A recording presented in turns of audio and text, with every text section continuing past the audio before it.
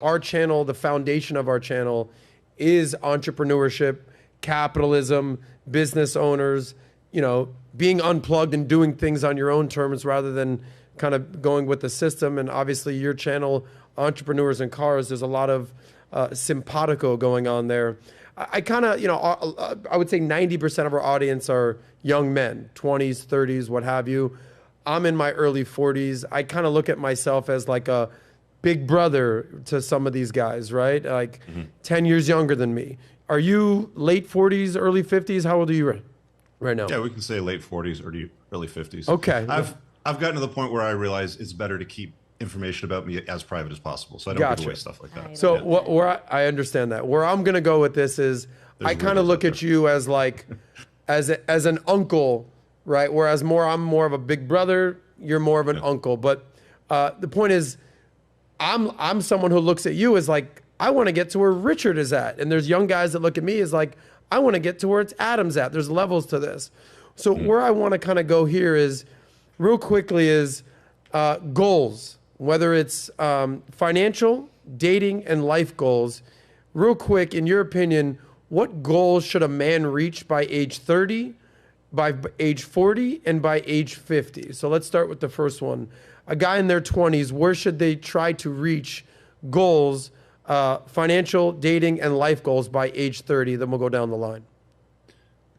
So as far as life goals, I mean, you got to get your health sorted out. I mean, if you can't live in a healthy, masculine, strong body, you're not going to fix your mind. There's too many guys walking around carrying way too much weight.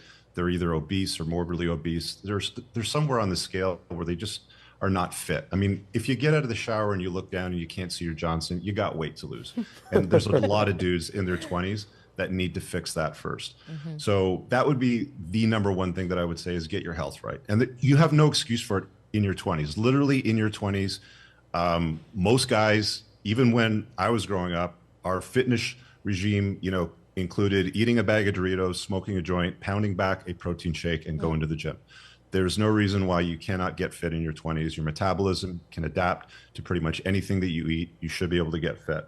As far as money goes, I tell guys, and I get heat for this, I tell guys, you should aim to be a millionaire by the time you're 30. Having $1 million sounds like money to some people, or sounds like a lot of money to some people, but I really don't think they understand or even comprehend how little money $1 million is in today's world. And will even, I mean, if you're a 20-year-old that's aiming to be a millionaire by the time you're 30, that's going to be even less significant in 10 years by the time you're 30. Right. So I tell guys, become a millionaire by the time you're 30. At the very least, hit it by the time you're 40. By the time you're 50, you should be a multimillionaire, right? So there's work to do there. So we had health goals, we had financial goals. What was the other one? Dating, relationship goals by age 30. Yeah, so I subscribe to the notion that men really shouldn't spend a lot of time in long-term committed relationships in their 20s. They should figure out what women are all about, date, probably not invite a woman into their life on a permanent basis. Definitely don't live with a woman in your 20s. And then by the time you're in your 30s, then you can start asking yourself questions like, do I want to have kids? Do I want to raise a family? Do I want to do this married? Do I not want to get married? Do I want to do this in North America? Is there somewhere else that I might want to do this? And sort of weigh out the risk factors and then sort of start planning for that. Ideally, I mean, you know, if you want to have kids, I would say aim for mid 30s, likely. I mean, if you leave it too late, you're going to be an old father and you're going to have pretty low energy. So that's something that you sort of have to contemplate, you know, as far as your dating goals. Some guys can go well into the 30s and 40s and do whatever they want. You know, they'll just date a bunch of women, spin some plates. They'll be monogamous. They'll be non-monogamous. You can do whatever you want in the world. You know, the whole point of unplugging from society's lies is to pick a path, follow it, and do what serves you. Yeah, the last part you said definitely resonated with this 42-year-old over here who's been living in South Beach for most of his life, spinning plates, making money, having fun. But, you know, oftentimes it's the people closest to you, especially in your 30s, when you hit late 30s, the mother, the grandmother, the father, the cousin, the uncle. When are you going to get married, Adam? When are you going to get married? Adam, when are you going to do this? It's like, you have no idea how much fun I'm having. Settle down and have a family. Exactly. It's like, you guys all look miserable out there. You're trying to tell me, bring me into misery? As they say, misery loves company. Richard, I'm going to give you slight agreement and slight pushback on something that you just said. So you said, obviously in your 20s, get in shape. You know, I was that dude at like 27, 28 that was a little out of weight. And this is the problem with a lot of people is you make excuses. I would say things like, I don't trust someone who's 30 and has abs. What the hell kind of time do you have? You have abs at age 30? It's like, yeah, now I'm 42 and I'm working on I have abs now. Because it's just an excuse. It's like, well, I'm working. I'm too busy for abs. It's an excuse. So I fully agree with you that in your 20s, health is wealth, for sure. And then as far as like getting married, unless you're the anomaly, exception to the rule, don't even think about getting married by age 30. You might have a girlfriend, that's cool, I get it. Kind of got to understand women. Where I kind of want to give you a little bit of like, I don't know, how realistic is it for someone by age 30 to become a millionaire? Meaning, that should be a goal. Hell yeah, I became a millionaire at age 35. And it took me a lot of time, a lot of effort. But keep in mind, in my early 20s, I was bullshitting, wasting a lot of time. So we're in a full agreement that that should be a goal. I guess my question is, how realistic is it for a young man to become a millionaire by age 30 today? I think it's entirely realistic, but why can't you pick bigger goals? That's the problem is, you know, you're thinking anyway, so why not think bigger? Like, why are people setting small goals for themselves? Like, I want to be worth $100,000 by the time they're 30. $1 million is not that much money. It's not that hard to make, right? You're not going to make it if you're working at the local grocery store stocking shelves. Now, if you're clever and you go about your life in such a way where you're not goofing off with your late teens and your early 20s and you sort of set the groundwork for your life, you can go out there and build a business and make great money. I know lots of 30-year-olds that are millionaires. This mindset you have is, it's like, you strike me as the type of dude that's like, yeah, thanks for the excuses, buddy, get to work. That's the kind of guy that you remind me of. Is that something that you've always had? Or is that something that you needed to learn? And then follow up is, at what age did you become a millionaire? Yeah, that's a great question. So I didn't hit it at 30. I probably hit it around 33, 34 or so.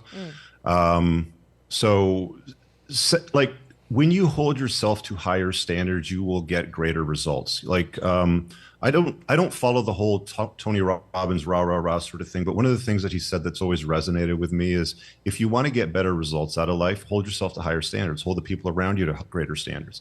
And, you know, if you set the bar in the sand here, then you're probably going to hit something around here. But if you set the bar in the sand up over here, you're going to do a lot better and have a better chance of getting to that. So holding yourself to higher standards is not that complicated of a thing to do. You just have to go and do it. It's like when I tell guys, like, why do you surround yourselves with losers? If you surround yourself with 5 fat, broke, dumb people that are doing nothing with their lives, you're going to be the 6th. Yeah. Unplug from that mess of losers that you hang out with and surround yourself with better people. Put yourselves in better rooms. I fully agree with you, and 2 points that I'll give you credit on, which I fully agree with, Richard. It's that your network is your net worth, who you're surrounding 100%. Yourself with, and then setting loftier goals. So one of the best things that has happened in my life is 10 years ago, I met Patrick Bet-David, my CEO, business partner, friend, mentor, working out in the gym, ironically, at a financial conference. And Natalia's family has known Pat for 10 years. I think very highly of her family. She could speak to that. 2 things with that. He says you should set lofty goals and you should reach 80% of them. Why 80? Because if you reach 100% of them, your goals weren't lofty enough. You should kind of get crazy and be like, I agree. Holy shit, I can't believe I reached that. But if you reached 100%, it's like, well, maybe your goals weren't crazy enough, right? And then number 2, you know, we had this conversation with the comedian Brian Callen yesterday, who's I'm a big fan of, great guy. He's hilarious. He said, you know, Pat says, you know, you talk about you know, you are the accumulation of the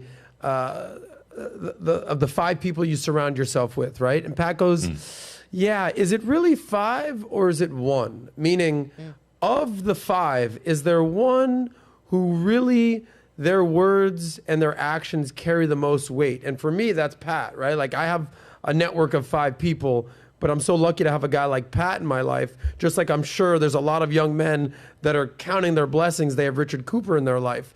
So is it really 5 or is it 1 that kind of has the biggest influence over you? Yeah, I think when you're younger, you probably spend time with different size groups, but again, I mean, the person you spend the most time with, you will probably become something like a carbon copy of what they're like. Or you take yourself and them, you kind of average, yourselves out. That's where you're going to end up. That's why it's incredibly important to be discerning in your taste with friends that you surround yourself with, women that you decide to invite into your life. It's really important. And it's something that a lot of guys get wrong. They just, when it comes to women, it's the first girl that touches her pee-pee. Oh, she touches my pee-pee, I'm going to go get married to her now. It's like they have no experience and they have no idea what they're doing, right? You have to be discerning in your taste. And nobody tells kids this. This isn't something that they educate kids with in school. Most parents don't really do it because they never really did it themselves.